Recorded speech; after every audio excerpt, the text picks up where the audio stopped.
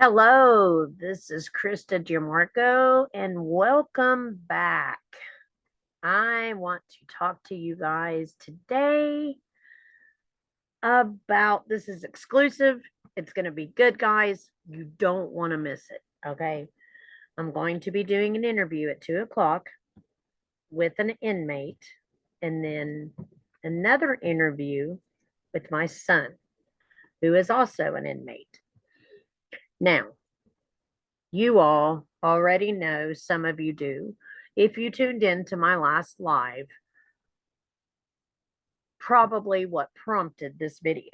Okay. Now,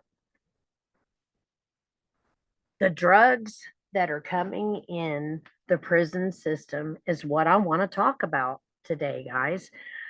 It's outrageous. It's outrageous. My son's charges, y'all can refer back to the video where I explained what he did. Now,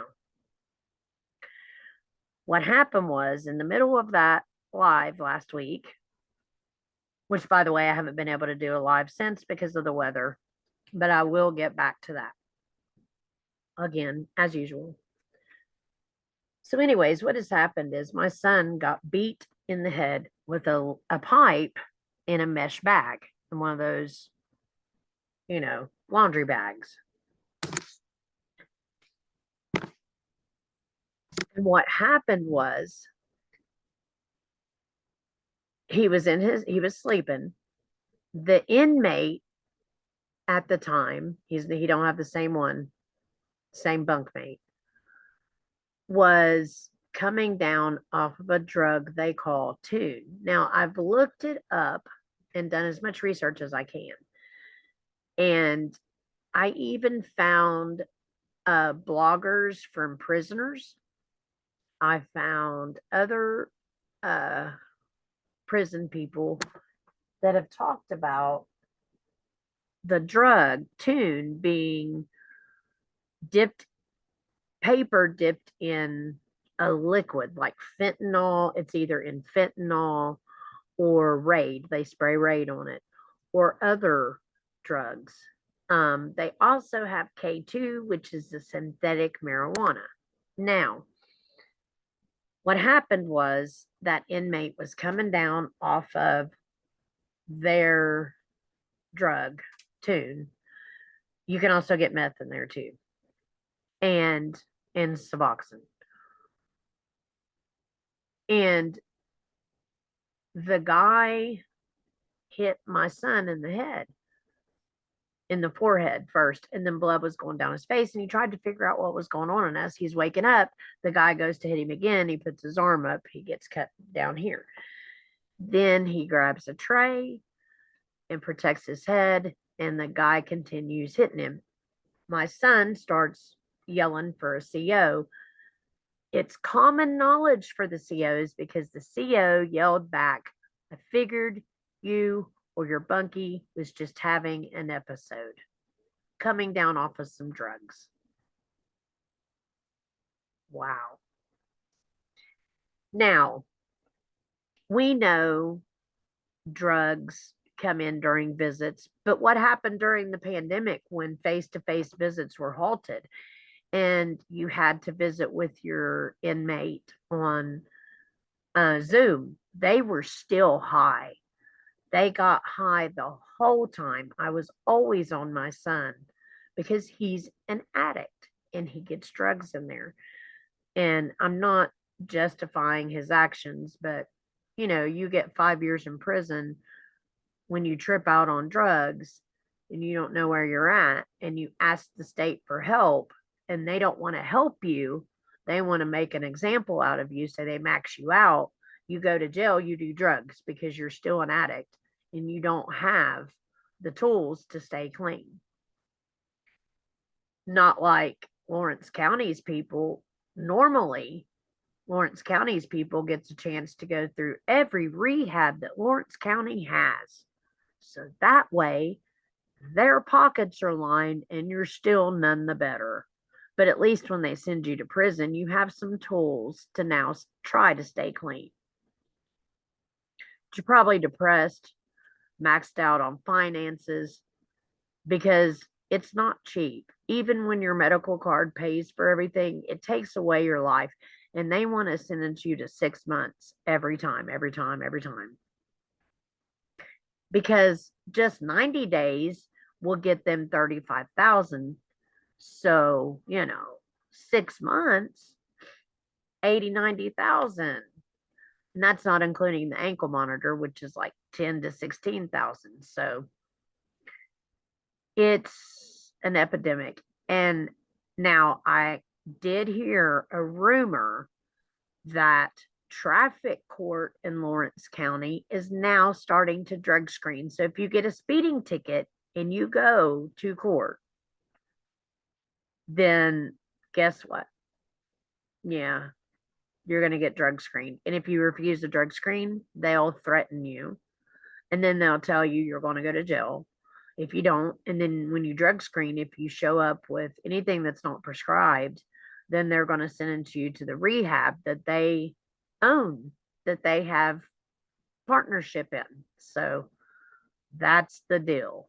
Isn't that great? That's just wonderful how this county is running. Now, I'm not sure how true that is. I've heard it from a couple people, several people actually. So, from hearsay to hear, but three people, and they are actual people that got tickets. And so, I don't know their cases. We don't know.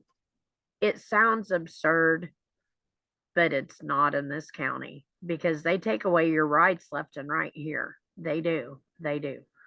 So we're going to get right to it. This is part one, and part two will be this afternoon after the interview. Okay. So let's get to it.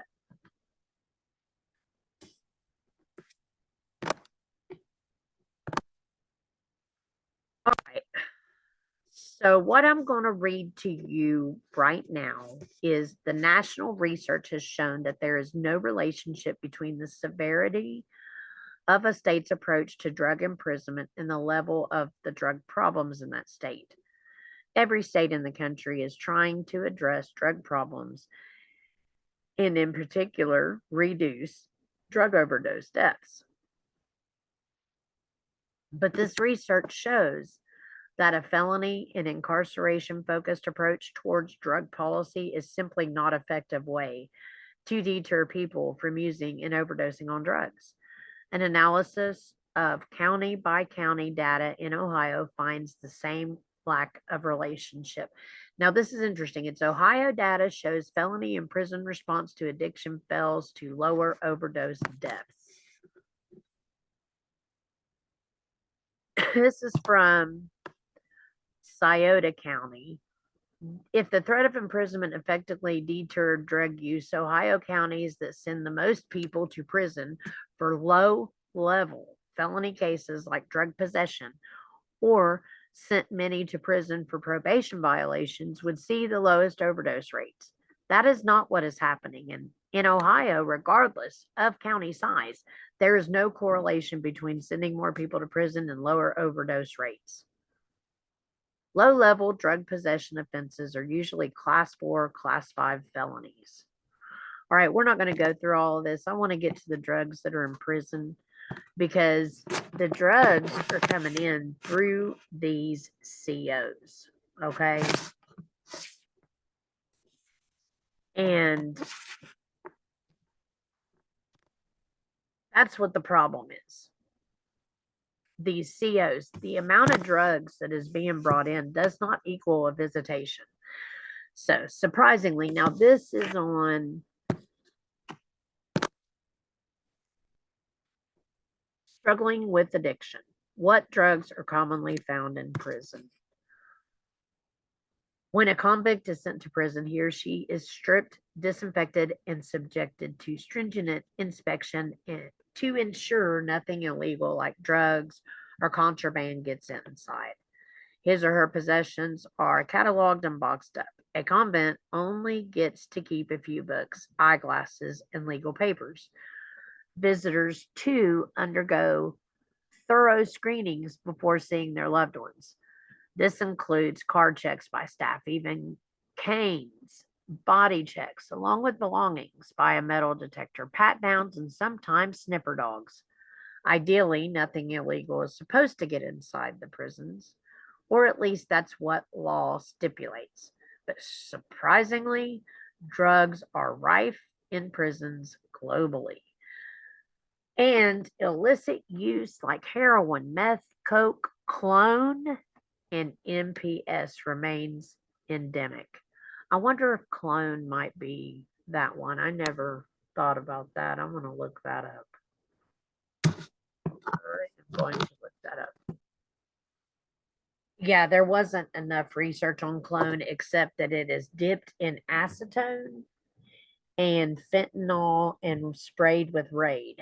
And that's what Anthony told me that that guy had, and that it's on little sheets. It looks like acid. It's got little faces on it. They can get it real cheap for a couple bucks, and they do this drug.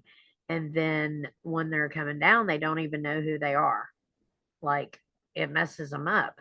And the guy thought that Anthony was trying to attack him, I guess. He said all he could think of was his sister, because she's, you know. So, okay, so ideally, nothing illegal is supposed to get inside. We already went through that. Remains an endemic. In fact, a third of prisoners in Wales and England claimed that it was easier to access drugs in prison than it was outside. A lot of them here say the same thing. We'll find that out this afternoon on our interview. Surprisingly, many people in the United States say it's easier to score drugs in prison than it is on the outside. You probably are wondering how these drugs make their way into prisons. It turns out people are pretty creative and often come up with smarter ways to outdo the current security measures and systems. Some smugglers use babies, coloring books, dead birds, or stamps to move the drugs past the systems. Others take it a notch higher and soak undies with meth or decide to shove prescription drugs inside their private parts to pass through to security. A while back, a Cincinnati woman was nabbed trying to traffic a Bible laced with heroin into prison. Wow. Cases of staff being enticed by cash bribes aren't uncommon. 49 correction officers from 31 prisons in Georgia were accused of accepting bribes and trafficking illegal drugs into prison. One prison officer took 1,000 for moving an ounce of crack cocaine and heroin. Another got 500 for a sizable package of drugs and phones. And the cases go on, and they do. If you go search Google, which we will do in a minute, it shows at least one case per state where this has happened. More recently, an increasing number of cases have transpired where drones deliver packages. I've heard of that too. Compared to 2013, when the use of drones to transport drugs was unheard of.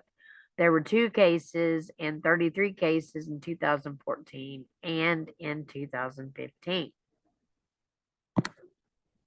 Prisoners tried to keep abreast of the inventive and creative ways individuals develop to smuggle drugs into the jail. And while they are mostly successful, inmates still manage to get a hold of drugs in one way or another. And the thing is, the amount of illegal drugs that's being found is crazy. Like I said, methamphetamines is big in that prison where he's at. He'll tell us this afternoon. I've asked him to be honest with us, and I've asked him to tell us what he can without getting in trouble. So we'll see how it goes. He's not afraid to talk, and some of the other ones aren't afraid to talk either. So that is all for now, guys. I'm going to jump off here and we will do part 2 this afternoon. And I'm excited and I can't wait. Woo, woo, woo, woo, woo. All right, guys. Remember, be the reason someone believes in good people. And I will see you on the next one. You guys have a great day. I love you all. Thank you. Like, share, and subscribe.